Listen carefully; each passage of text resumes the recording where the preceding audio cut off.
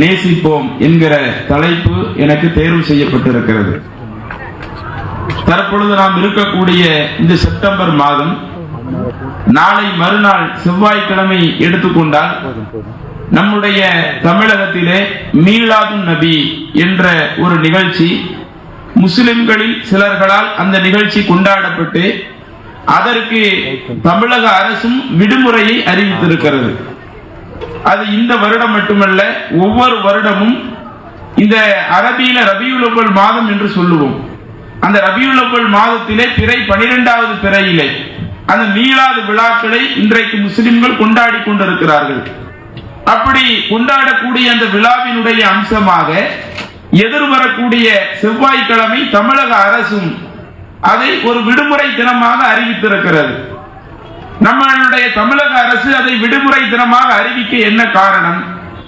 முஸ்லிம்களில் இருக்கக்கூடிய சில மக்கள் அன்றைய தினத்திலே நாங்கள் இறை தூதரை நேசிக்கிறோம், இறை தூதரை புகழ்கிறோம், இன்னும் சொல்ல போனால் அன்றைய தினம் மட்டுமல்ல 12 நாட்களாகவே ஒவ்வொரு பள்ளி வாசல்களிலேயும் மௌலிது பாடல்களை படித்து நாங்கள் எங்களுடைய இறை தூதரின் மீது எங்களுடைய அன்பை வெளிப்படுத்துகிறோம், அவர்களை புகழ்ந்து பாடி எங்களுடைய நேசத்தை வெளிப்படுத்துகிறோம் என்று சொல்லி இதை செய்யக்கூடிய இந்த பழக்க வழக்கம் முஸ்லிம்களிடத்திலே காலம் காலமாக இருந்து கொண்டே இருக்கிறது. அப்ப இது குறித்து இஸ்லாத்தினுடைய செய்திகளை எடுத்து சொல்வதற்காகவும் இஸ்லாமிய மார்க்கம் இப்படித்தான் இறை தூதரை நேசிக்க சொல்லுகிறதா, அல்லது இறை தூதரை நேசிக்க வேண்டும் என்றால் அதற்கு இஸ்லாம் சொல்லக்கூடிய அணுகுமுறை என்ன என்பதை நாம் முதலிலே தெரிந்து கொள்ள வேண்டும். நீங்கள் குர்ஆனிலே எடுத்து பார்த்தால் அதிலே இறைவன் ஒரு வசனத்திலே குறிப்பிடுகிறான், அந்நபியு அவுலா பில் முஃமினீன மின் அன்ஃபுஸிஹிம், உங்களுக்கு அனுப்பப்பட்ட தூதர் முஹம்மது என்கிற இந்த இறை தூதர் இறை நம்பிக்கையாளர்களுக்கு தங்களுடைய உயிரை விட மேலானவர்கள். இறைவன் நபிகள் நாயகம் ஸல்லல்லாஹு அலைஹி வஸல்லம் அவர்களை குறித்து குர்ஆன்ல நமக்கு சொல்லுகிற பொழுது எப்படி சொல்லி காட்டுகிறான்? முஹம்மது என்கிற அந்த இறை தூதர் வெறுமனே நீங்கள் இறை தூதராக மட்டும் அவர்களை பார்க்க கூடாது. ஒவ்வொரு இறைவனை நம்பிய அந்த மக்களுக்கு, ஏக இறைவனை ஏற்றுக்கொண்ட அந்த மக்களுக்கு தங்களுடைய உயிரை விட அதிகம் நேசிக்கக்கூடியவராக முஹம்மது என்கிற அந்த இறை தூதரை நாம் எடுத்துக்கொள்ள வேண்டும் என்கிற அளவிற்கு அல்லாஹ் தன்னுடைய திருமறையிலே குறிப்பிடுகிறார். இன்னும் நபிகள் நாயகம் ஸல்லல்லாஹு அலைஹி வஸல்லம் அவர்கள் நாம ஒரு ஈமான் கொண்ட மக்களாக இருக்கிறதா இருந்தால், ஈமான் கொண்டவர்கள் என்றால் அல்லாஹ்வை நம்பிக்கை கொண்டவர்கள் என்ற அர்த்தம். நாம சரியான முறையில் அல்லாஹ்வை நம்பக்கூடிய மக்களாக இருந்தால் நாம் இந்த உலகத்தில் என்ன செய்யணும் என்பதற்குரிய சில ஒழுங்கு முறைகளை அல்லாஹ்வுடைய தூதர் நமக்கு கற்றுத் தருகிறார்கள். ரசூலுல்லாஹி ஸல்லல்லாஹு அலைஹி வஸல்லம் அவர்கள் சொல்லுகிறார்கள், லா யுமினு அஹதுக்கும், உங்களில் ஒருவர் நம்பிக்கை கொண்டவராகவே ஆக முடியாது.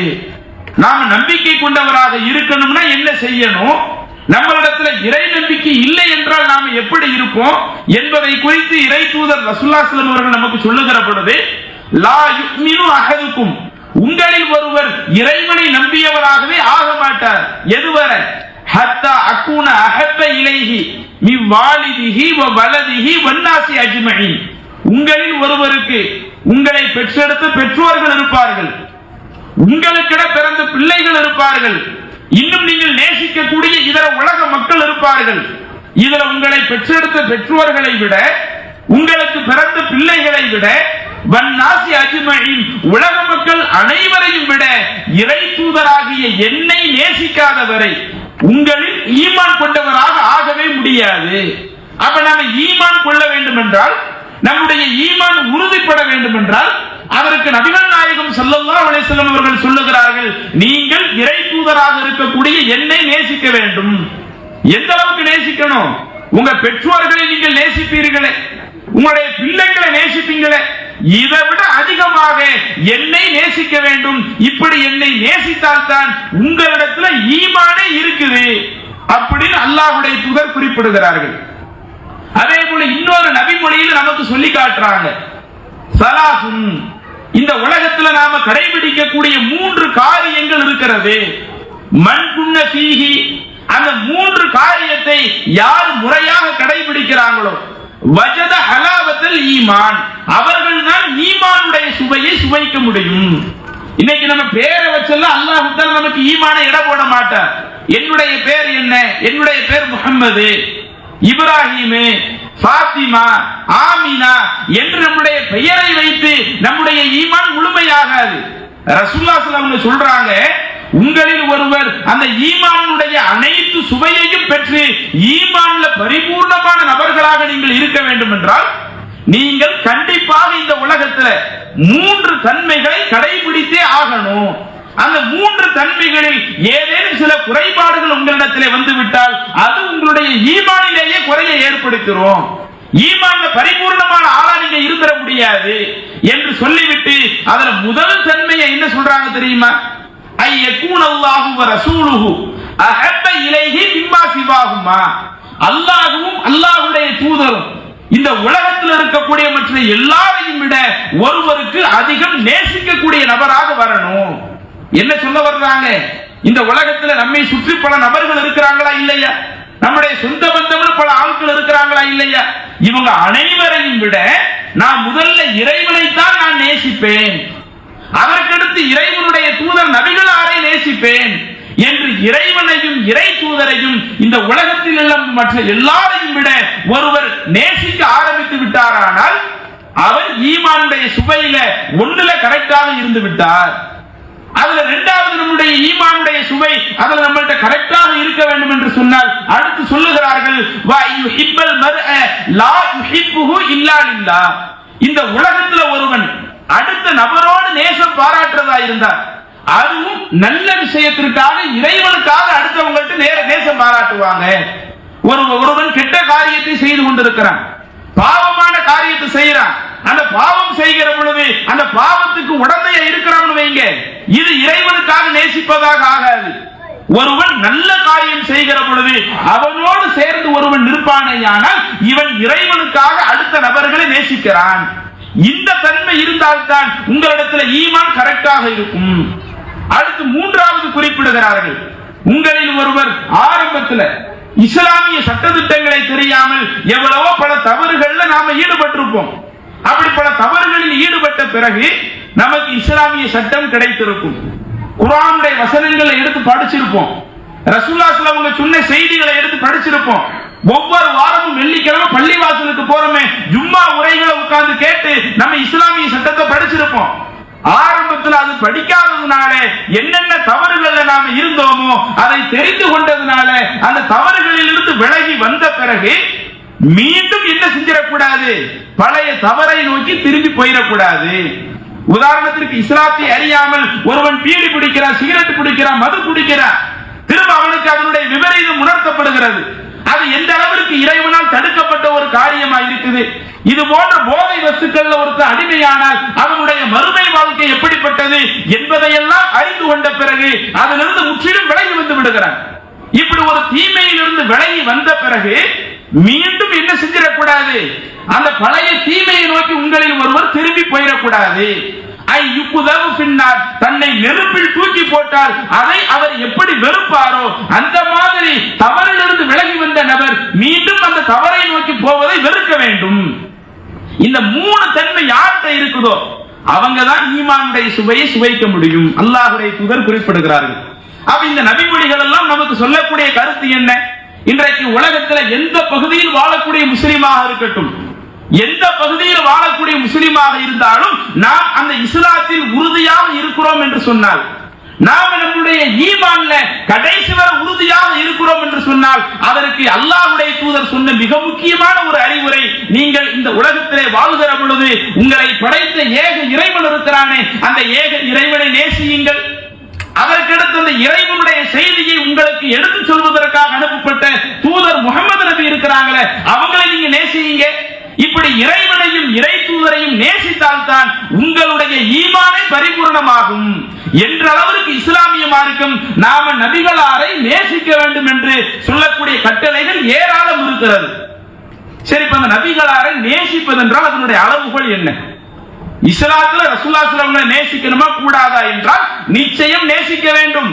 இந்த உலகத்தில் மற்ற எல்லாத்தையும் விட நாம அவர்களை நேசிக்க வேண்டும். அவர்களை நேசிக்க வேண்டும் என்றால் அதனுடைய அளவுகோல் என்ன? இன்றைக்கு நம்முடைய சமுதாயத்தில் என்ன செய்யப்படுகிறது? முஸ்லிம்கள் எப்படி தங்களுடைய நேசத்தை வெளிப்படுத்துவதாக நினைக்கிறாங்க? நாம ரசூலுல்லாஹி ஸல்லல்லாஹு அலைஹி வஸல்லம் நேசிப்பதாக இருந்தால் அவர்கள் பிறந்த மாதமான இந்த ரபியுல் அவ்வல் மாதத்துல நாம உட்கார்ந்து மௌலித படிப்போம். சுபஹான மௌலிதுன்னு எழுதி வச்சிருக்காங்கல்ல, அல்லாஹ்வை புகழ்ந்து அல்லாஹ்வுடைய தூதரை புகழ்ந்து எழுதி வச்சிருக்காங்கல்ல, இப்படி அல்லாஹ்வின் தூதரை புகழ்ந்து எழுதி வைத்திருக்கிற அந்த மௌலிதை நாம் படிப்பதன் மூலமாக நாம ரசூலுல்லாஹி ஸல்லல்லாஹு அலைஹி வஸல்லம் அவர்களை நேசிப்பவர்களாக மாறிடலாம். நமக்கு படிக்க தெரியலையா சகோதரர்களே? அப்ப இன்றைக்கு நம்முடைய சமூக மக்கள் அல்லாஹ்வின் தூதரை நேசிப்பதென்றால் எப்படி விளங்கி வைத்து விட்டார்கள்? இந்த ரபியுல் அவ்வல் மாதத்துல மௌலிதை எடுத்து நம்ம படிச்சிட்டோம்னா நாம ரசூலுல்லாஹி ஸல்லல்லாஹு அலைஹி வஸல்லம் பயங்கரமா புகழ்ந்துட்டோம். அதுவும் அரபி மொழியில எடுத்து படிச்சிருக்கிறோமே, அப்ப ரசூலுல்லாஹி ஸல்லல்லாஹு அலைஹி வஸல்லம் ரொம்ப அதிகமா புகழ்ந்துட்டோம் என்று நம்மிலே பலர்கள் நினைத்துக் கொண்டிருக்கிறோம். அதே போல இன்னும் சிலர் எனக்கு அரபியில படிக்க தெரியாட்டணும், அப்படி படிக்கக்கூடிய சபையில போய் நான் உட்கார்ந்து வந்துட்டேன்னு சொன்னா நானும் ரசூலுல்லாஹி ஸல்லல்லாஹு அலைஹி வஸல்லம் நேசிச்சிட்டேன்.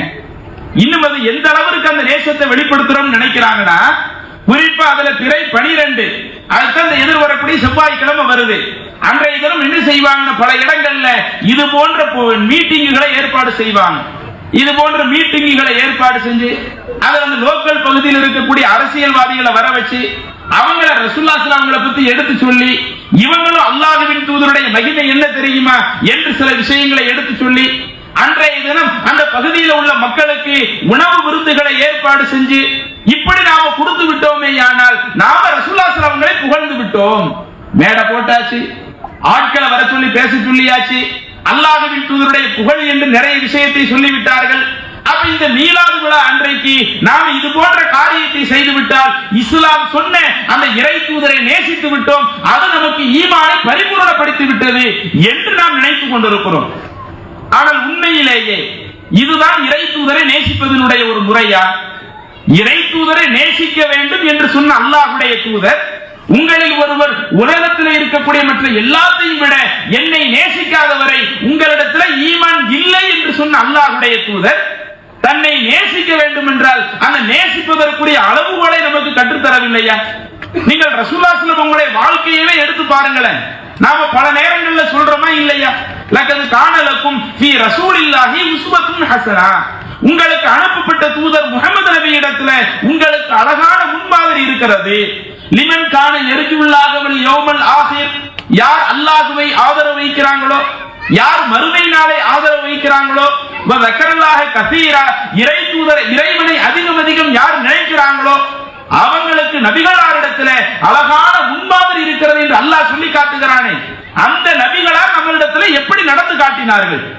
ரசூலுல்லாஹி ஸல்லல்லாஹு அலைஹி வஸல்லம் அவங்க அந்த நேசத்தை நாம் எப்படி வைக்க வேண்டும் என்று சொன்னார்கள். இன்னும் சொல்ல போனால் நபி ஸல்லல்லாஹு அலைஹி வஸல்லம் அவர்கள் கடந்த காலத்தில் வாழ்ந்த பல நபிமார்களை நேசித்தார்கள். எந்த அளவுக்குனா, இந்த உலகத்தை விட்டு விடைபெற்று செல்லக்கூடிய அந்த கடைசி காலகட்டம், கடுமையான நோயில அல்லாஹ்வுடைய தூதர் அந்த மரண தருவாயில் இருக்கும் பொழுது ரசூலுல்லாஹி ஸல்லல்லாஹு அலைஹி வஸல்லம் எழுந்து நின்று மக்களுக்கு சில செய்திகளை சொல்ல நினைக்கிறாங்க. ஆனா அல்லாஹ்வின் தூதரால எழுந்து நிற்க முடியல. ரசூலுல்லாஹி ஸல்லல்லாஹு அலைஹி வஸல்லம் மயக்கமுற்று விழுகிறாங்க, அவங்க மேல தண்ணீர் ஊற்றப்படுகிறது. மீண்டும் எழுந்து மக்களுக்கு சில செய்தியை சொல்ல வர்றாங்க, அவர்களால சொல்ல முடியல, மயக்கமுற்று மீண்டும் விழுகிறார்கள். அப்ப இந்த அளவிற்கு அவர்களுடைய மரண தருவாயில கடுமையான வேதனைகளை சந்திக்கக்கூடிய அந்த காலகட்டத்தில் ரசூலுல்லாஹி ஸல்லல்லாஹு அலைஹி வஸல்லம் அவர்களுடைய குரல்கள் எல்லாம் அப்படியே கம்மி போய் விடுகிறது. அவங்க சப்தமிட்டு பேச முடியாத அளவிற்கு ஒரு நிலை வந்து விடுகிறது. இப்படி சப்தமிட்டு பேச முடியாத ஒரு நிலை வந்த பொழுது வாயில ஏதோ சின்ன அளவுல ரசூலுல்லாஹி ஸல்லல்லாஹு அலைஹி வஸல்லம் அவர்கள் முணுமுணுத்துக் கொண்டே இருக்கிறார்கள். அப்ப ரசூலுல்லாஹி ஸல்லல்லாஹு அலைஹி வஸல்லம் அவர்கள் மரணிக்கிற பொழுது தன்னுடைய மனைவியார் அன்னை ஆயிஷா ரலியல்லாஹு அன்ஹா அவங்க வீட்டுல தானே வஃபாத் ஆனாங்க. அப்ப அன்னை ஆயிஷா ரலியல்லாஹு அன்ஹா அவங்க என்ன பார்க்கறாங்கன்னா, எதையோ ரசூலுல்லாஹி ஸல்லல்லாஹு அலைஹி வஸல்லம் அவங்க சொல்ல வர்றாங்க, ஆனா அவங்களால சத்தமா சொல்ல முடியல, ஆனா ஏதோ முணுமுணுத்துக் கொண்டிருக்கிறாங்களே, என்ன ரசூலுல்லாஹி ஸல்லல்லாஹு அலைஹி வஸல்லம் இப்படி சொல்லுவாங்க என்ற அந்த செய்தியை உன்னிப்பாக காது கொடுத்து கவனிக்கிற பொழுது குர்ஆன்ல உள்ள ஒரு வசனத்தை அல்லாஹ்வுடைய தூதர் ஓதிக் கொண்டிருக்கிறார்கள். உலாயிக அன்அமல்லாஹு அலைஹிம் மினன் நபியீன வஸ்ஸித்தீகீன வஸ்ஸாலிஹீன. அல்லாஹ் தஆலா அந்த வசனத்தை எப்படி சொல்றான்னா, யார் அல்லாஹ்விற்கு கட்டுப்பட்டு நடக்கிறாங்களோ, யார் அல்லாஹ்வுடைய தூதருக்கு கட்டுப்பட்டு நடக்கிறாங்களோ, இப்படி இறைவனுக்கும் இறை தூதருக்கும் கட்டுப்பட்டு நடக்கக்கூடியவர்கள் ஃபஉலாயிக அல்லதீன அன்அமல்லாஹு அலைஹிம், இவர்கள் மறுமை நாளிலே எப்படி இருப்பார்கள்? இறைவனால் அருள் புரிந்த நபர்கள் இருக்கிறாங்களே, அவங்களோடு இவர்கள் மறுமை நாளிலே இருப்பார்கள்.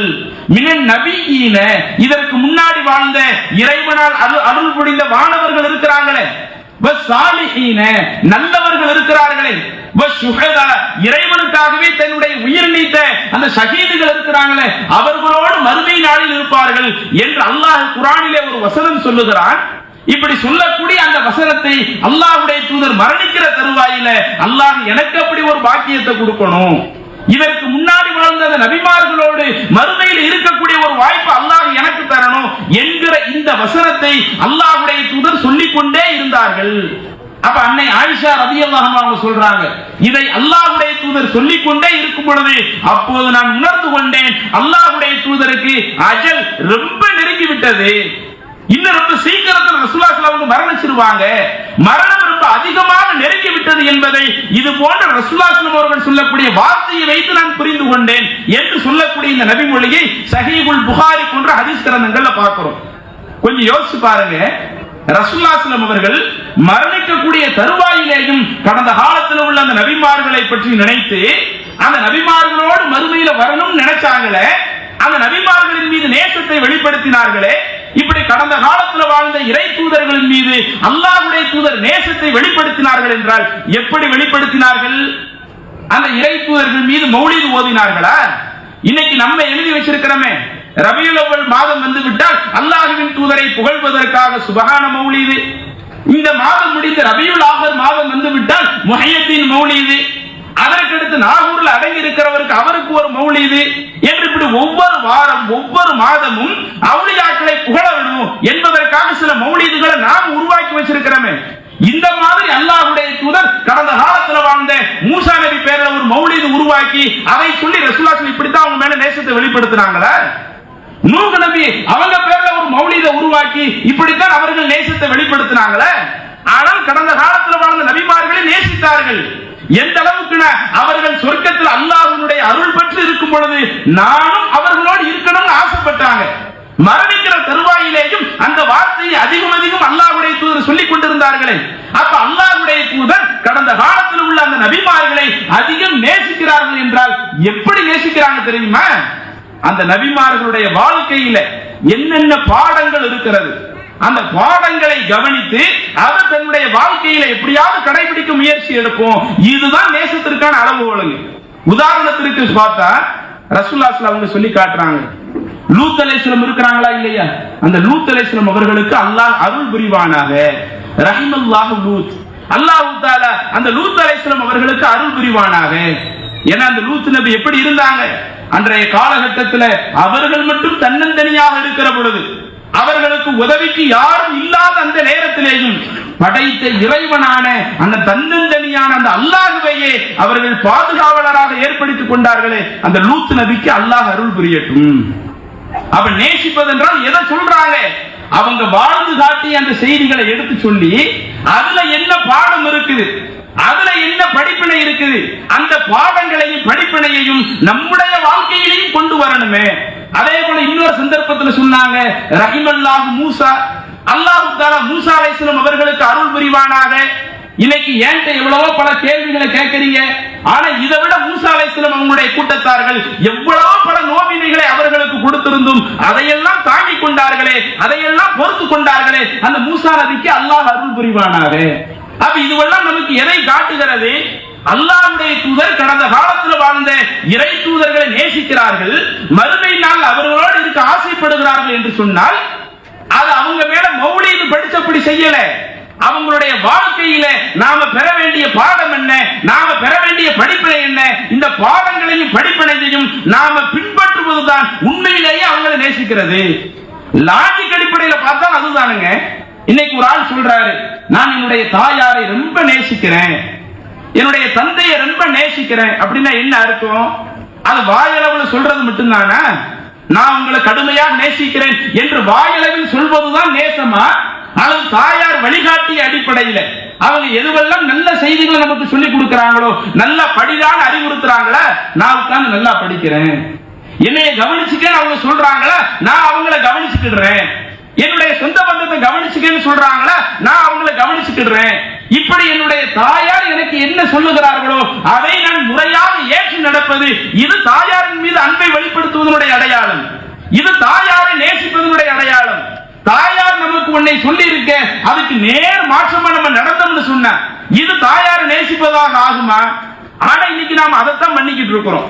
அல்லாஹ்வின் தூதரை நேசிக்க வேண்டும், புகழ வேண்டும் என்று சொல்லி அல்லாஹ்வின் தூதர் நமக்கு என்ன சொல்லி தந்தாங்களோ அந்த அறிவுரைகளை பார்க்க மாட்டேங்கிறோம். மனிதர்கள் நம்முடைய வாழ்க்கையில எப்படியெல்லாம் வாழ வேண்டும் என்று கட்டளையிட்டார்களோ அதை நம்ம கவனிக்க மாட்டேங்கிறோம். அதையெல்லாம் நாம் புறந்தள்ளி விட்டு ரசூலுல்லாஹி ஸல்லல்லாஹு அலைஹி வஸல்லம் சொன்ன செய்திகளுக்கெல்லாம் முக்கியத்துவம் கொடுக்காமல் இதில் உட்கார்ந்து மௌலிதை ஓதிவிட்டால் நான் அல்லாஹ்வின் தூதரை புகழ்ந்து விட்டேன். அந்த மீலாது விழாவை ஒரு பெரிய கொண்டாட்டமாக கொண்டாடி விட்டால் நான் அல்லாஹ்வின் தூதரை புகழ்கிறேன். அதுல ஒரு 5000 பேருக்கு 7000 பேருக்கு 10000 பேருக்கு உணவு சமைத்து நான் கொடுத்து விட்டேனே, ஆனால் நான் ரசூலுல்லாஹி ஸல்லல்லாஹு அலைஹி வஸல்லம் அவர்களை புகழ்கிறேன். பல ஊர்களில் என்ன பண்றாங்கன்னா, ஒவ்வொரு பகுதிகளில் உள்ள அந்த முஸ்லிம் வீடுகள்ல அந்த மீலாது விழா அன்றைக்கு அதற்குரிய அந்த பொருளாதாரத்தை வசூல் செய்து தெருவுல பொதுவாக ஒரு சாப்பாடு ஆக்கி அது தெருவுல உள்ள மக்களுக்கு கொடுக்கிறது. இப்படி நாம செய்து விட்டாலேயே நாம ரசூலுல்லாஹி ஸல்லல்லாஹு அலைஹி வஸல்லம் அவர்களை நேசித்து விட்டோம், மதித்து விட்டோம் என்று நேசிப்பதற்கு மதிப்பதற்கு இதைத்தான் அளவுகளை வைக்கிறோம். ஆனா அல்லாஹ் குர்ஆன்ல என்ன சொல்லி காட்டுகிறான்? குல், நபியே நீங்கள் சொல்லுங்கள், இன் குன்தும் துஹிப்பூனல்லாஹ. அல்லாஹ் நமக்கு சொல்லக்கூடிய வசனத்தை நீங்க நல்ல முறையில் கவனிச்சு பாருங்க. அல்லாஹ் நமக்கு என்ன சொல்லி காட்டுகிறான்? இன் குன்தும் துஹிப்பூனல்லாஹ, நீங்கள் அல்லாஹ்வை நேசிக்கக்கூடிய நபர்களாக இருந்தால் ஃபத்தபிஊனி, இறை தூதராகிய என்னை பின்பற்றுங்கள். நாம் அல்லாஹ்வை நேசிக்கணும்னு சொல்லி இஸ்லாமிய மார்க்கம் நமக்கு சொல்லுதா இல்லையா? நாம் அல்லாஹ்வை நேசிக்க வேண்டும் என்று இஸ்லாமிய மார்க்கம் நமக்கு சொல்லும் பொழுது அந்த அல்லாஹ்வை நாம் எப்படி நேசிக்கணும் அந்த அணுகுமுறையை அல்லாஹ்வுடைய தூதர் அல்லாஹ் குர்ஆன்ல சொல்லி காட்டுகிறான். இன் குன்தும் துஹிப்பூனல்லாஹ், நீங்கள் இறைவனாகிய என்னை நேசிக்க வேண்டும் என்றால், இறைவனை நேசிக்க வேண்டும் என்றால் ஃபத்தபிஊனி, இறை தூதரை நீங்கள் பின்பற்றுங்கள். ஏன்னா இறை தூதர் அவங்க சொல்லக்கூடிய கூற்று அவங்க சொந்த கூற்று கிடையாது. இறைவன் இருந்துதான் மெசேஜ் வாங்கி உங்கள்கிட்ட சொல்றாங்க.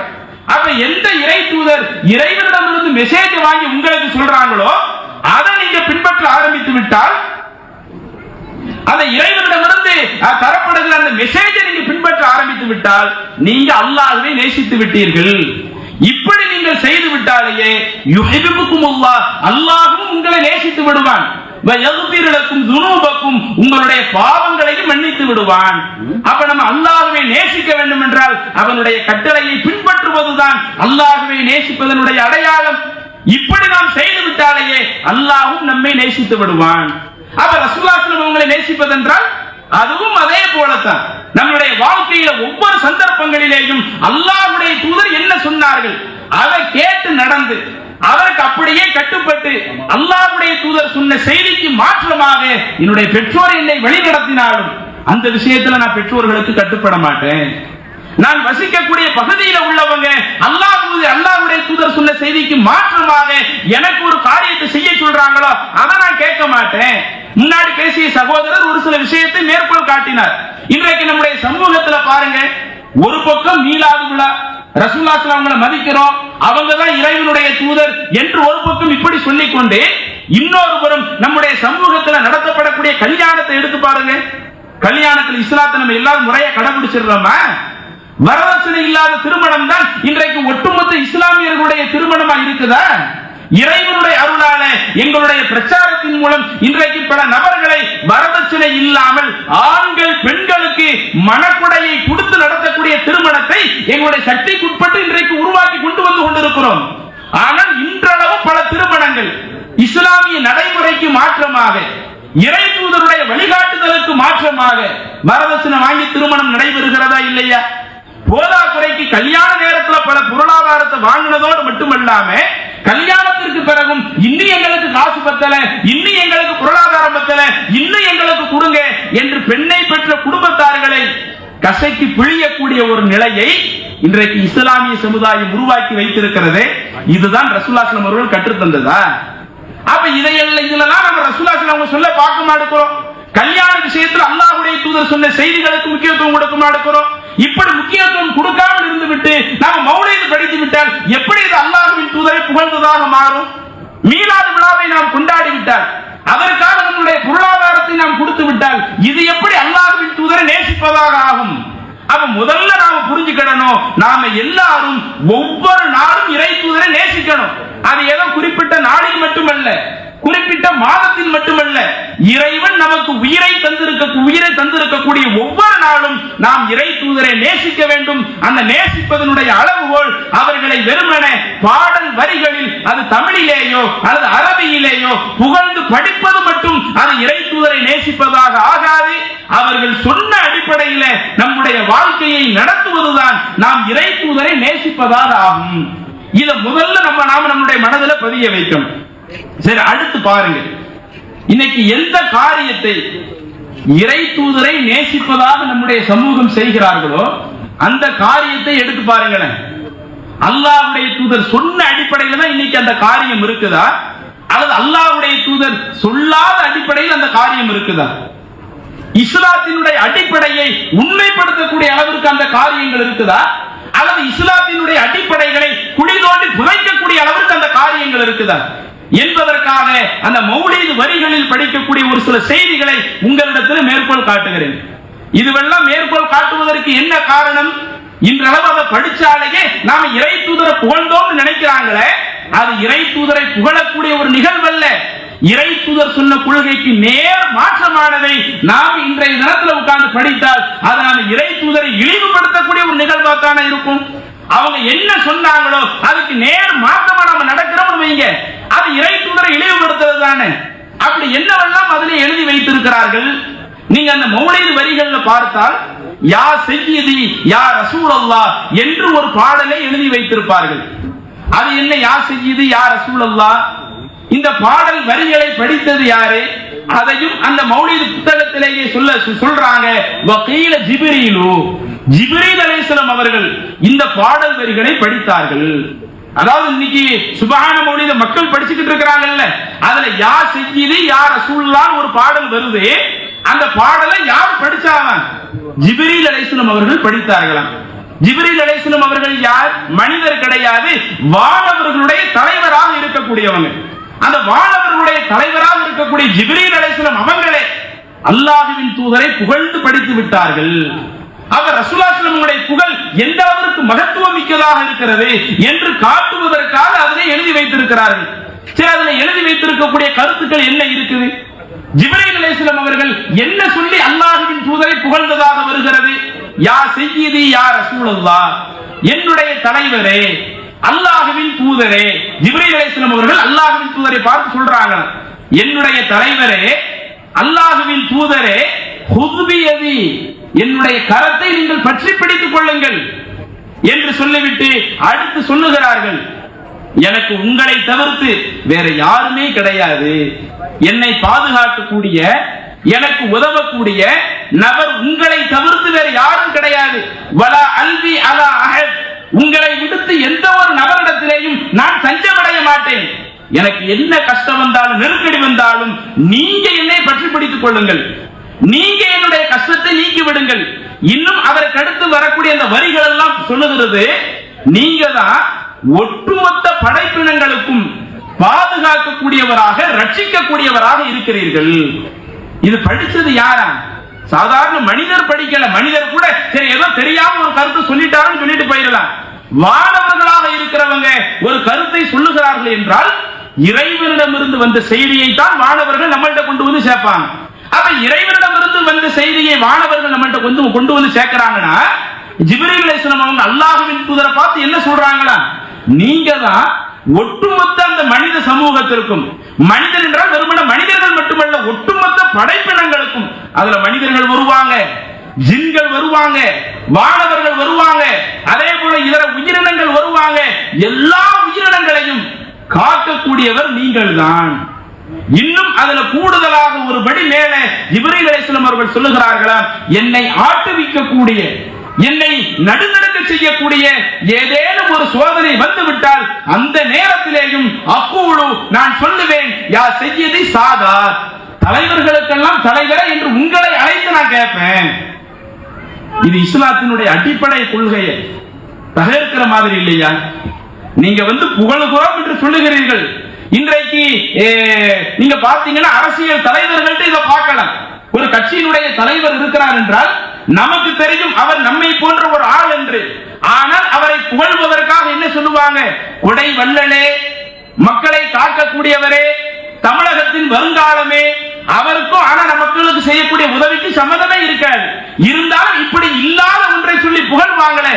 அந்த மாதிரி ஜிப்ரீல் அலைஹிஸ்ஸலாம் அவங்க அல்லாஹ்வின் தூதரை பார்த்து, நீங்க தான் எங்க எல்லாத்தையுமே காக்கக்கூடியவங்க, எங்களுக்கு ஒரு கஷ்டம் வந்துச்சுன்னா எங்க கஷ்டத்தையும் நீங்க எங்களுக்கு அதை காத்துருங்க.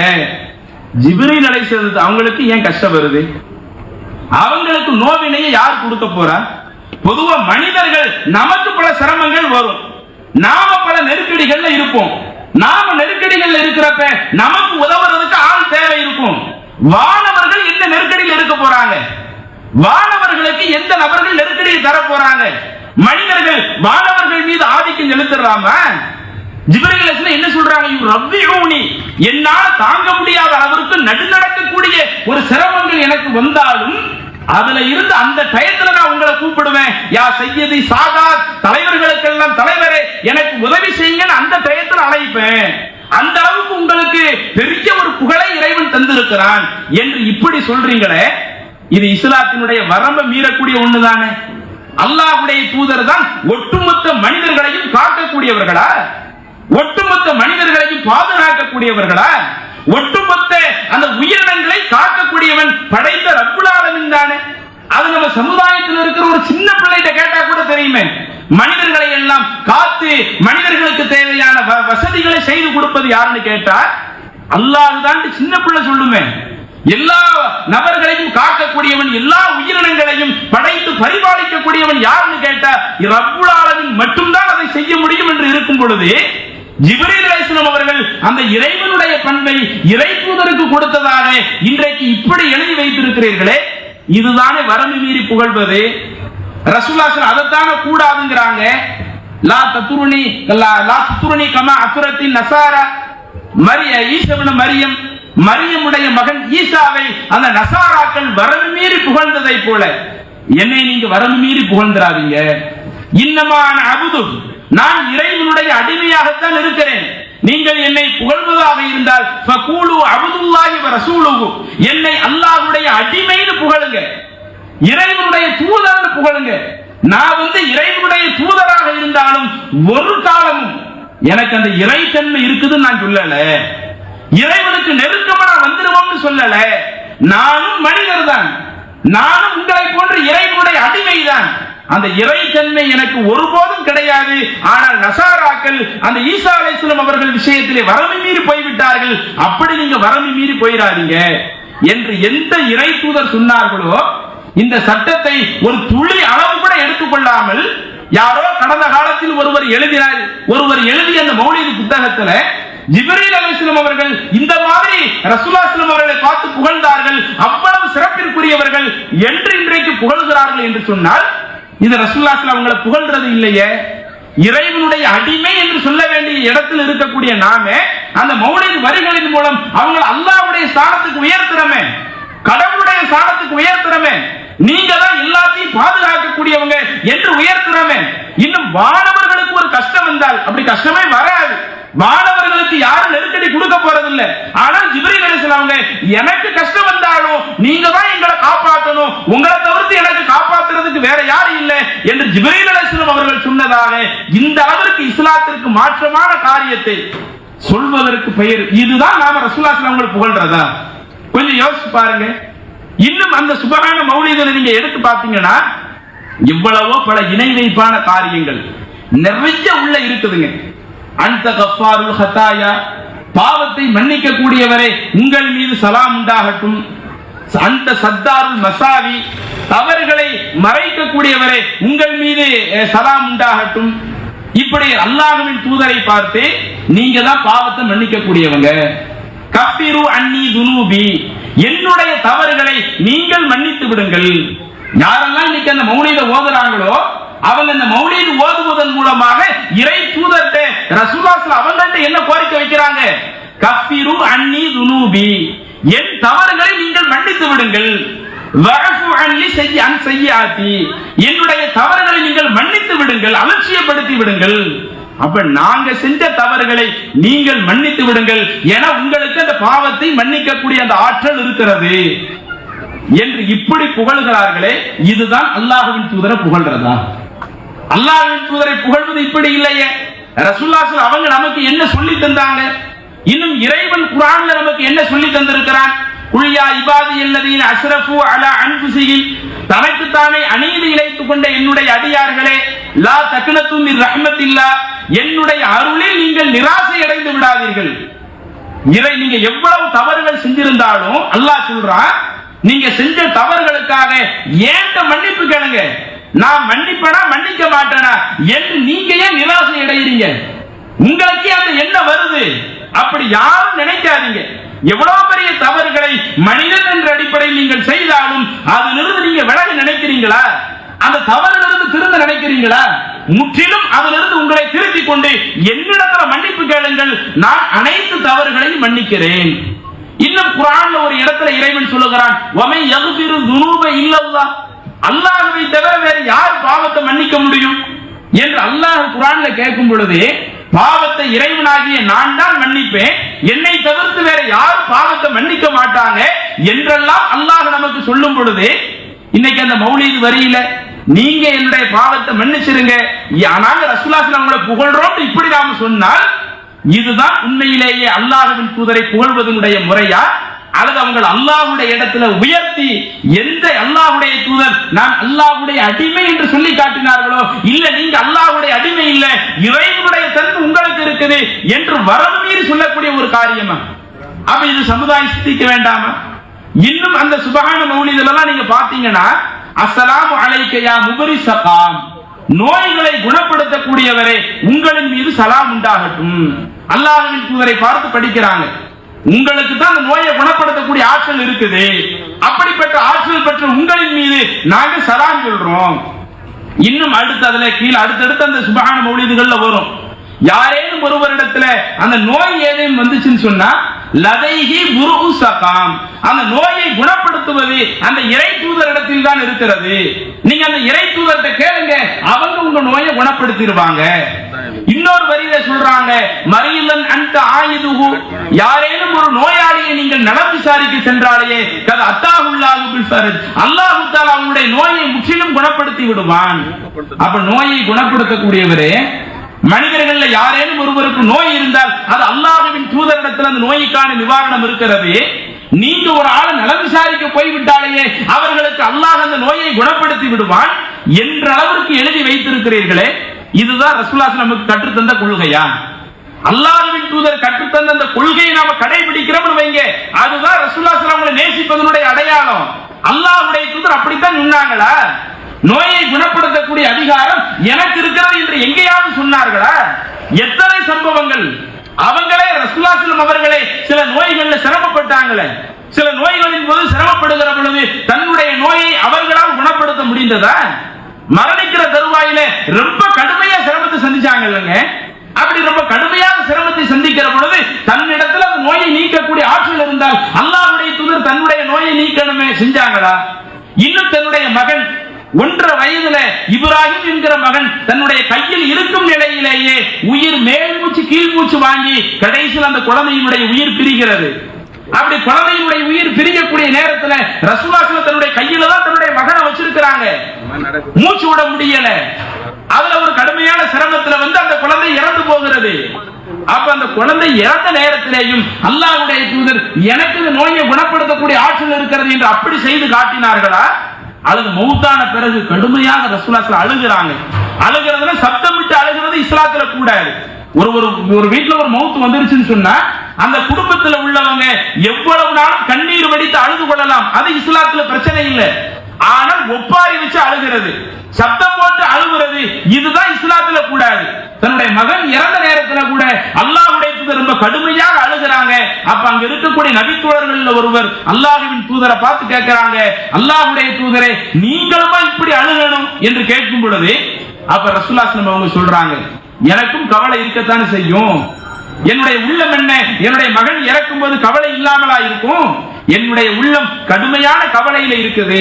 இன்னா சிராதிக்க இப்ராஹீம லமஹ்ஸூனுன், இப்ராஹீமே உன்னுடைய பிரிவினால் நாங்க ரொம்ப கவலைப்படுறோம். ஏன் கவலைப்படுறீங்க, ஏன் அழுகிறீங்கன்னு கேட்கும் போது ரசூலுல்லாஹி ஸல்லல்லாஹு அதுக்குரிய காரணத்தை சொல்றாங்க. அதற்கு முன்பாக ரசூலுல்லாஹி ஸல்லல்லாஹு அதிகமா அழுதாங்களே, அடுத்தவர்களை விட அதிகமாக அழுதாங்களே. அப்ப தன்னுடைய மகன் மரணிக்கிற தருவாயிலேயும் குழந்தை கையில் இருக்கும் பொழுது மரணித்த பிறகு அழுகத்தான் அல்லாஹ்வின் தூதரால முடிந்தது. அந்த நோயை குணப்படுத்த முடியல. ஏன் முடியல? அதை ரசூலுல்லாஹி ஸல்லல்லாஹு அலைஹி வஸல்லம் அவர்களே குறிப்பிடுகிறார்கள். உங்களில் ஒருவருக்கு ஏதேனும் நோய் ஏற்பட்டால் அதற்கு ஒரு துஆவை ரசூலுல்லாஹி ஸல்லல்லாஹு அலைஹி வஸல்லம் நமக்கு கற்றுத் தருகிற பொழுது, அல்லாஹும்ம அத்ஹிபில் பஅஸ ரப்பன் நாஸ் இஷ்ஃபி அன்ட ஷாஃபி லா ஷிஃபாஅ இல்லா ஷிஃபாஉக ஷிஃபாஅன் லா யுகாதிரு சகமா. நோய்களை நீக்கக்கூடியவனே, சிரமங்களை நீக்கக்கூடியவனே, நீ தான் நோயை குணப்படுத்தணும். அன்ட ஷாஃபி, நீயே நோயை குணமாக்குபவன். லா ஷிஃபாஅ இல்லா ஷிஃபாஉக, உன்னை தவிர இந்த நோயை குணப்படுத்தக்கூடிய ஆற்றல் யாரிடத்திலேயுமே இல்லை. இது யார் கற்றுத் தந்த வார்த்தை? அல்லாஹ்வுடைய தூதர் கற்றுத் தந்த வார்த்தை. அப்ப அல்லாஹ்வின் தூதரை மதிப்பதாக இருந்தால், அல்லாஹ்வின் தூதரை நேசிப்பதாக இருந்தால், அவங்க சொன்ன அடிப்படையில் நடப்பது இது ரசூலுல்லாஹி ஸல்லல்லாஹு அவங்களை நேசிக்கிறதா வருமா? அல்லாஹ்வுடைய தூதர் அங்க என்ன குறிப்பிடுறாங்க? மனிதனுக்கு நோய் வந்துச்சுன்னா அந்த நோயை இறைவன் மட்டும்தான் குணப்படுத்துவான், இறைவனை தவிர்த்து அந்த நோயை யாரும் குணப்படுத்த முடியாது என்று அல்லாஹ்வுடைய தூதர் நமக்கு கற்றுத் தந்திருக்க, இல்ல இல்ல நீங்களே நோயை குணப்படுத்துவீங்க என்று ஒருவர் சொன்னால் இதுதான் அல்லாஹ்வின் தூதரை புகழ்வதா? இதுதான் அல்லாஹ்வின் தூதரை நேசிப்பதா? அல்லாஹ்வின் தூதரை நேசிப்பதனுடைய அடையாளங்கள் இப்படித்தான் இருக்க வேண்டுமா?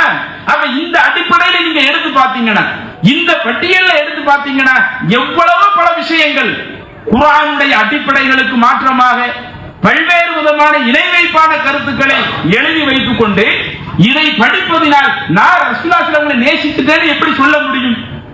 இன்னும் நீங்க பாருங்களேன், அந்த மௌலித் வரிகள்ல வரக்கூடிய ஒரு வரி, அக்ஸம்து ஃபீ நஸ்ரி பிக்கும் அலைக்கும்.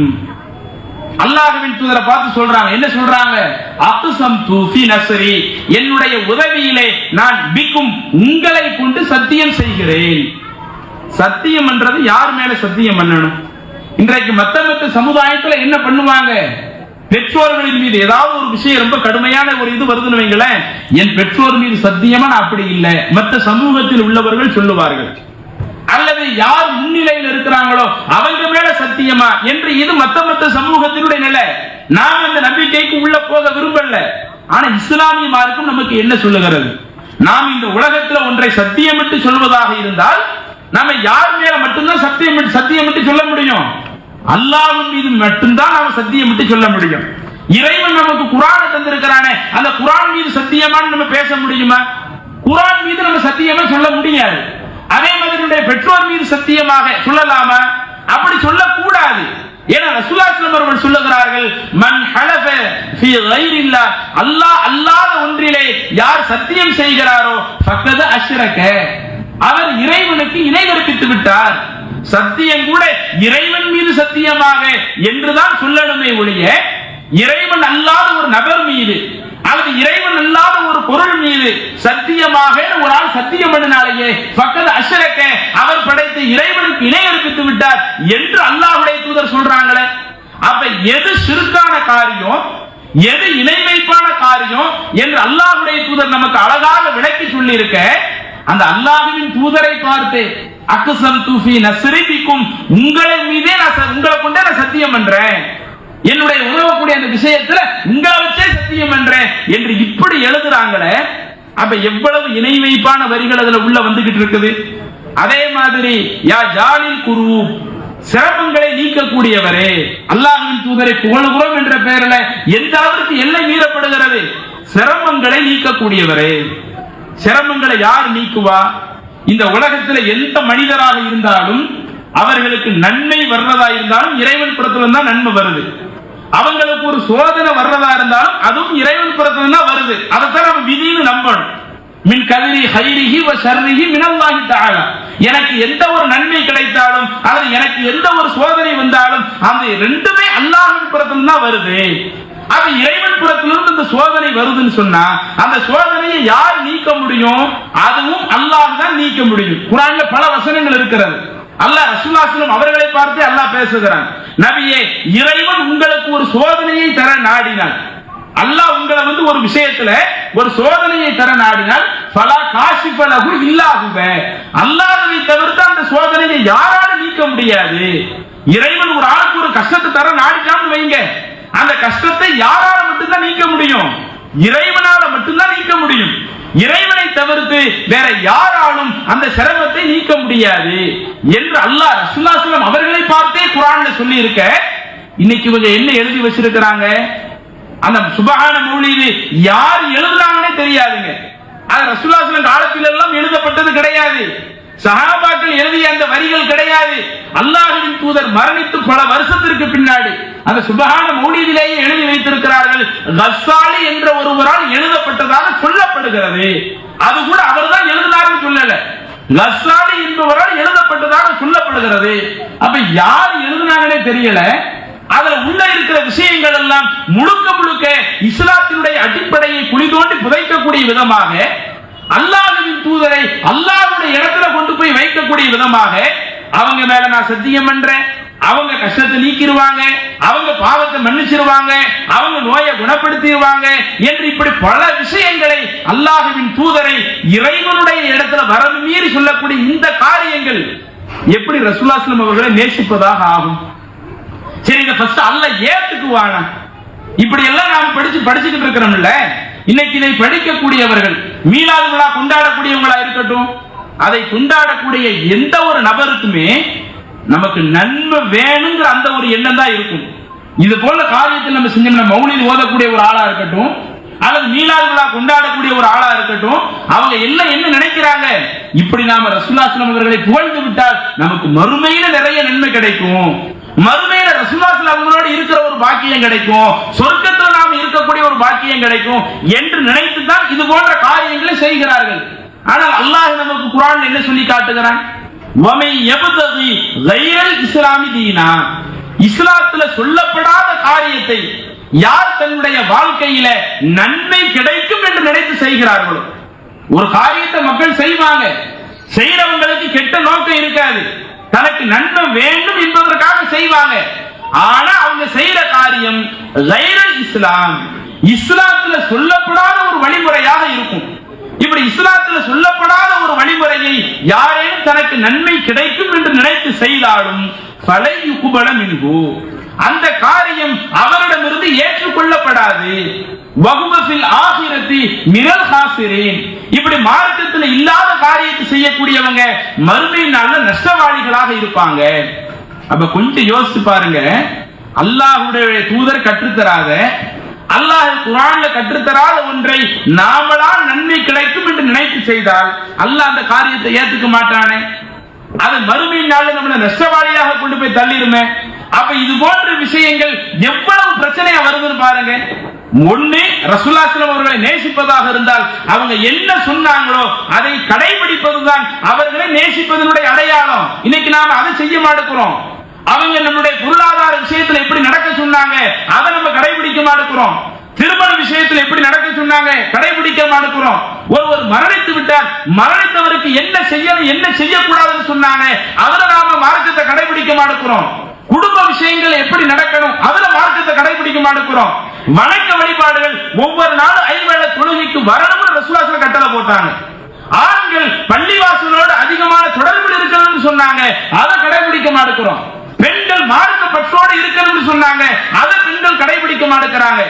இஸ்லாமிய இல்லங்கள் என்றால் அது குர்ஆன் ஓதப்படுகிற இல்லங்களாக இருக்கணும் என்று அல்லாஹ்வுடைய தூதர் வலியுறுத்துறாங்க, அதை நம்ம கடைபிடிக்க மாட்டேங்கிறோம். இப்படி இறை தூதரால் வழிகாட்டப்பட்ட ஏராளமான விஷயங்களை நாம கடைபிடிக்காமல் இருப்பது இது ரசூலுல்லாஹி அலைஹி வஸல்லம் நேசிப்பதாக ஆகாது. அப்ப இப்படிப்பட்ட ஒரு தீமையும் நம்ம இருக்குது.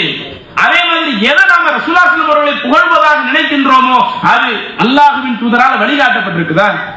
சரி, கொஞ்சம் யோசிச்சு பாருங்க. ரசூலுல்லாஹி அலைஹி வஸல்லம் 23 ஆண்டு காலம் இறைவனுடைய தூதராக இந்த உலகத்துல பிரச்சாரம் பண்ணாங்கல்ல. 40 வயதில் அல்லாஹ்வின் தூதராக தேர்வு செய்யப்பட்டு 23 வருஷம் ரசூலுல்லாஹி அலைஹி வஸல்லம் தன்னுடைய தூதுத்துவ வாழ்க்கையை மக்கள்கிட்ட சொன்னாங்கல்ல. இப்படி அந்த 23 ஆண்டு கால வாழ்க்கையில இன்னைக்கு நாம ரபியுல் அவ்வல் மாசத்துல செய்யற மாதிரி அந்த ரபியுல் அவ்வல் மாதத்துல முதல் 12 நாட்கள் நீங்க பள்ளிவாசல்ல எண்ணெய் புகழ் ஓதி கொண்டிருங்கள், சுபஹான மௌலித் ஓதுங்கள் என்று அல்லாஹ்வுடைய தூதர் வழிகாட்டினாங்களா? அல்லது சுபஹான மௌலித் இல்லாவிட்டாலும் எண்ணெயை புகழ்ந்து எல்லாரும் பள்ளிவாசல்ல உட்கார்ந்து ஓதுங்க என்று அல்லாஹ்வுடைய தூதர் வழிகாட்டினாங்களா? எதற்கெல்லாம் ரசூலுல்லாஹ் வழிகாட்டினாங்க? ரமலான் மாதம் வந்தால் ஒரு மாத காலம் முழுமையாக நோன்பு நோக்க சொல்லி வழிகாட்டினார்கள். அதை நாம செய்வோம். ஒவ்வொரு நாளும் 5 வேளை தொழுகைக்கு பள்ளிவாசலுக்கு வருவதற்கு வழிகாட்டினாங்க. அந்த பள்ளிவாசல்ல போய் அதுக்கு கட்டுப்படுங்க. அதே போல துல்ஹஜ் மாதம் வருதா, பொருளாதாரத்துல வசதி உள்ளவங்க நீங்க ஹஜ்ஜுக்கு போங்கன்னு வழிகாட்டுறாங்க, அதை செய்யுங்க. அதே மாதிரி பொருளாதாரத்துல வசதி இல்லாத நபர்களா இருக்கிறாங்களா, அவங்க துல்ஹஜ் மாதம் பிறை 9 அடைகிறாங்களா, அரபா நோன்பு வைங்கன்னாங்க, அந்த இபாதத்தை கடைபிடிங்க. முஹர்ரம் மாதம் வருதா, 9, 10 ஆஷுரா நோன்பு வைக்க சொன்னாங்க, அதை நீங்க கடைபிடிங்க. அப்ப துல்ஹஜ் மாதத்துல சில வணக்கத்தை சொன்ன அல்லாஹ்வுடைய தூதர், முஹர்ரம் மாதத்துல 9, 10 நோன்பு வைங்கன்னு சொன்ன அல்லாஹ்வுடைய தூதர் தன்னுடைய அந்த நபித்துவ வாழ்க்கையில் 23 ஆண்டு கால வாழ்க்கையில ஒவ்வொரு வருஷமும் ரபியுல் அவ்வல் மாதத்தை சந்திக்கிற பொழுது, நான் இந்த மாதத்தில் தான் பிறந்தேன், எனவே பள்ளிவாசலில் ஒன்று கூடி எனக்காக நீங்கள் மௌலித் வாசியுங்கள், என்னை புகழ்ந்து படியுங்கள் என்று அதற்காக அல்லாஹ்வுடைய தூதர் சபையை ஏற்படுத்தினார்களா? அது அல்லாஹ்வுடைய தூதர் அதை சொல்லாமல் சஹாபாக்கள் சரி நீங்க சொல்லாட்டோம், நாங்க இப்படி எல்லாருக்கும் ரபியுல் அவ்வல் மாதத்தில் உட்கார்ந்து ஓதுவோம் என்று அப்படி ஓதி காட்டினார்களா? அதற்கு ஏதாவது ஆதாரபூர்வமான நபிமொழி இருக்குதா? மார்க்கம்னா அது நாம இன்னைக்கு உருவாக்குறது இல்லையே. அல்லாஹ் இந்த இஸ்லாத்தை ரசூலுல்லாஹி ஸல்லல்லாஹு அலைஹி காலத்திலே முழுமையாக்கிட்டானா இல்லையா? அல் யௌம அக்மல்து லக்கும் தீனக்கும் வ அத்மம்து அலைக்கும் நிஅமதி வ ரலைது லக்கும் அல் இஸ்லாம் தீனா. இன்றோடு நான் இஸ்லாமிய மார்க்கத்தை முழுமைப்படுத்தி விட்டேன், இந்த இஸ்லாத்தை பரிபூர்ணப்படுத்தி விட்டேன், இந்த இஸ்லாத்தை உங்களுடைய வாழ்க்கை நெறியாக பொருந்திக் கொண்டேன்.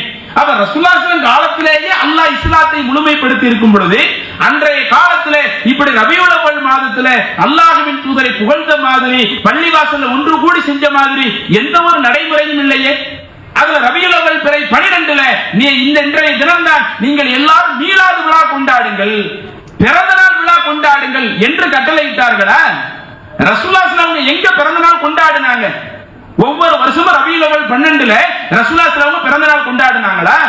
அன்றைய தினம் மத்த சஹாபாக்கள் எல்லாம் பள்ளிவாசல்ல ஒரு உணவு ஏற்பாடு செஞ்சு அதை எல்லா மக்களுக்கும் விநியோகம் செஞ்சு இப்படி அதை செய்து காட்டினார்களா? அப்படி செய்து காட்டினால் அல்லாஹ்வின் தூதருடைய அனுமதி அதற்கு நமக்கு இருந்தால், ரசூலுல்லாஹி ஸல்லல்லாஹு அலைஹி அவர்கள் முன்னிலையில் அந்த காரியம் அரங்கேற்றம் செய்யப்பட்டிருந்தால் இன்னைக்கு நாம் தாராளமாக செய்யலாம். அதை செய்வதற்கு இந்த ஜமாத்தும் தயாராக இருக்கிறது. ஆனா அல்லாஹ்வுடைய தூதர் அப்படி எதையுமே காட்டலையே. இந்த ரபியுல் அவ்வலுக்கு என்று எந்த விதமான பிரத்யேக வணக்கத்தை ரசூலுல்லாஹி சொல்லலையே. ரமலானுக்கு நோன்பு வைங்கன்னு சொன்ன மாதிரி இப்படி குறிப்பிட்ட சில மாதத்துல குறிப்பிட்ட சில இபாதத்துகளை செய்யுங்க என்று சொன்ன மாதிரி ரபியுல் அவ்வலுக்கு சொன்ன மாதிரி எதுவுமே இல்லையே. அப்ப அல்லாஹ்வின் தூதர் கற்றுத்தரப்படாத ஒரு காரியத்தை நாம் நன்மை என்று நினைத்து செய்தால் இது போன்ற காரியங்கள் மறுமை நாளில் நமக்கு உதவுமா? அதைத்தான் அல்லாஹ் சொல்றான். இஸ்லாத்தில் இல்லாத காரியத்தை யார் நன்மை நடத்தி செஞ்சாலும் அந்த காரியம் அல்லாஹ்வால் ஏற்றுக்கொள்ளப்படாது. இன்னும் மறுமை நாளில் மார்க்கத்தில் இல்லாத காரியத்தை மார்க்கத்தில் புகுத்தியவர்கள் நஷ்டவாளிகளாகவும் இருப்பார்கள். அல்லாஹ் தஆலா கண்டிக்கிறானே. அப்ப இந்த அச்சம் நமக்கு வேண்டாமா? இன்னும் அதுல அல்லாஹ்வின் தூதரை புகழ்கிறோம் என்ற பெயர்ல இணை வைப்பான காரியத்தையும் நாம் இந்த இஸ்லாத்துல புகுத்தக்கூடிய ஒரு நிலை வந்துருச்சு. அல்லாஹ் அந்த ஷிர்க்குக்கு எதிராக ரொம்ப கடுமையாக கண்டனத்தை பதிவு செய்யலையா? வமை யுஷ்ரிக் பில்லாஹ், யார் படைத்த இறைவனுக்கு இணை கற்பிக்கிறாரோ ஃபக்கத் ஹர்ரமல்லாஹு அலைஹில் ஜன்னah, அல்லாஹ் அவருக்கு சொர்க்கத்தை ஹராமாக்கி விட்டான். நாம மனிதன் அடிப்படையில் இந்த உலகத்துல சில தவறுகள் பண்ணுவோம். ஆனா இணை வைப்பான காரியம் இல்லாம மற்ற தவறுகள் பண்றோம்னு வைங்க, சில நேரங்களில் இறைவன் நாடினால் அல்லாஹ் டோட்டலாவே மன்னிக்க வாய்ப்பு இருக்குது. அல்லது அல்லாஹ்வுடைய நாட்டை இல்லாட்ட நாம செய்யக்கூடிய தவறுக்கு தகுந்த மாதிரியான தண்டனையை பெற்றுவிட்டு என்னைக்காவது ஒரு நாள் நாம நரகத்திலிருந்து தப்பிச்சு சொர்க்கத்துக்கு வரலாம். ஆனா அல்லாஹ் சொல்றான், படைத்த இறைவனுக்கு இணை கற்பிக்கக்கூடிய அந்த தன்மை யாரேனும் ஒருவரிடத்தில் இருந்து அதே நிலையிலே அவர் மரணத்தை தழுவுவாரேயானால் ஃபக்கத் ஹர்ரமல்லாஹு அலைஹில் ஜன்னah, அல்லாஹ் அவருக்கு சொர்க்கத்தை ஹராமாக்கி விட்டான். வ மஅவாஹுன் நார், அவருடைய தங்குமிடம் நரகம்தான். வ மாலில் ஸாலிமீன மின் அன்சார், இந்த அநியாயக்காரர்களுக்கு உதவுவதற்கு யாருமே மறுமையில் இருக்க மாட்டாங்க. அப்ப எந்த இணை வைப்பு நம்முடைய மறுமை வாழ்க்கையவே நாசமாக்கி நம்மை நிரந்தர நரகத்தில் கொண்டு போய் தள்ளுமோ அந்த இணை வைப்பை இன்றைக்கு ரசூலுல்லாஹி ஸல்லல்லாஹு அலைஹி அவர்களை புகழ்கிறோம் என்ற பெயரில் நம்முடைய சமுதாயம் செய்து கொண்டிருக்கிறார்களே. அப்ப இதை நாம் சற்று சிந்தித்து பார்த்து, இதற்கும் இஸ்லாத்திற்கும் சம்பந்தம் இல்லை. நாம தான் மற்ற சமூக மக்களுக்கு சொல்லணும், இஸ்லாத்துல பிறந்த நாள் விழான்னு எந்த ஒண்ணும் கிடையாது, ரசூலுல்லாஹ் அப்படி எதுவும் சொன்னது கிடையாது. அல்லாஹ்வின் தூதர் கடந்த காலத்தில் வாழ்ந்த நபிமார்களுக்கு பிறந்த நாள் விழா கொண்டாடினார்களா? அல்லது தான் பிறந்த அந்த பிறந்த நாள் விழாவை அவங்க இறை தூதராக ஆன பிறகு இப்படி நான் இதுல பிறந்த நாள் விழா நான் பிறந்தேன், இன்றைய தினத்தை நீங்கள் எல்லாரும் கொண்டாடி கொண்டே இருங்கள், அதில் இந்த மாதிரி வணக்கங்களை நீங்கள் செய்து கொண்டே இருங்கள் என்று அல்லாஹ்வின் தூதர் வழிகாட்டினார்களா? இது போன்ற பிறந்த நாள் கலாச்சாரத்திற்கும் இஸ்லாத்திற்கும் துளியளவு கூட சம்பந்தம் இல்லை. அப்ப எது இஸ்லாத்திலே துளியளவு சம்பந்தம் இல்லையோ அந்த காரியங்கள் தான் இன்றைக்கு நபிகளாரை நேசிக்கக்கூடிய காரியங்களாக நம்முடைய சமுதாய மக்களுக்கு மத்தியில அது பரவி கிடக்கிறது. எனவே இது போன்ற காரியங்களில் இருந்து முற்றிலும் விலகி நாம் இறை தூதரை நம்முடைய உயிரை விட மேல நேசித்தால் தான் நமக்கு ஈமான் இருக்கிறது. அந்த நேசம் என்பது இது போன்ற பாடல் வழிகளை படிப்பது அல்ல. ஒவ்வொரு சந்தர்ப்பங்களிலேயும் இறை தூதர் வழிகாட்டி அந்த குர்ஆன் வசனங்களை படியுங்கள், இறை தூதர் வழிகாட்டி அந்த நபிமொழிகளை படியுங்கள். அந்த குர்ஆன் வசனங்களுக்கு ஏற்ப அந்த நபிமொழிகளுக்கு ஏற்ப நாம் அதற்கு கட்டுப்பட்டு நடந்தால் இதுதான் நாம் அல்லாஹ்வின் தூதரை நேசிக்கிறோம். அதைத்தான் அல்லாஹ் குர்ஆனிலே சொல்லி காட்டுகிறான். குல் நபியே நீங்கள் சொல்லுங்கள், இன் குன்தும் துஹிப்பூனல்லாஹ நீங்கள் அல்லாஹ்வை நேசிப்பதாக இருந்தால் ஃபத்தபிஊனி இறை தூதராகிய என்னை பின்பற்றுங்கள். அப்படி என்னை ஒருவர் பின்பற்றுகிறார், என்னுடைய அந்த இறைவனுடைய செய்தியை ஒருவர் பின்பற்றுகிறார் என்றால் யுஹிப்புகுமுல்லாஹ் அல்லாஹ் உங்களை நேசிப்பான், வயக்ஃபிர் லக்கும் ذுனூபக்கும் உங்களுடைய தவறுகளை அல்லாஹ் மன்னிப்பான் என்று அல்லாஹ் சொல்லுகிறானே. ஆக நாம் அல்லாஹ்வை நேசிப்பதாக இருந்தாலும் அல்லாஹ்வின் தூதரை நேசிப்பதாக இருந்தாலும் அல்லாஹ்வும் அல்லாஹ்வுடைய தூதரும் நமக்கு என்னென்ன கட்டளைகளை சொல்லி சென்றிருக்கிறார்களோ அதை நம்முடைய வாழ்க்கையில எல்லா சந்தர்ப்பங்களில் பின்பற்றுவதுதான் அவர்களை நேசிப்பதனுடைய அடையாளம். எனவே அனைத்து சந்தர்ப்பங்களிலேயும் அல்லாஹ்வும் அல்லாஹ்வுடைய தூதரும் சொன்ன அடிப்படையில் நம்முடைய வாழ்க்கையை அமைத்து நாம் நம்முடைய ஈமானை பரிபூர்ண ஈமானாக அமைத்து இந்த உலகத்தில் வாழுகிற எல்லா காலகட்டத்திலேயும் இறை தூதரை அதிகம் அதிகம் நேசிக்கக்கூடிய நன்மக்களாக மாறணும். அல்லாஹ் அப்படிப்பட்ட ஒரு வாய்ப்பை நம் அனைவருக்கும் தந்தருள்வானாக என கூறி நிறைவு செய்கிறேன். வாஹிர் தஅவானா அனில் ஹம்துலில்லாஹி ரப்பில் ஆலமீன். அஸ்ஸலாமு அலைக்கும் வரஹ்மத்துல்லாஹி வபரகாத்துஹு.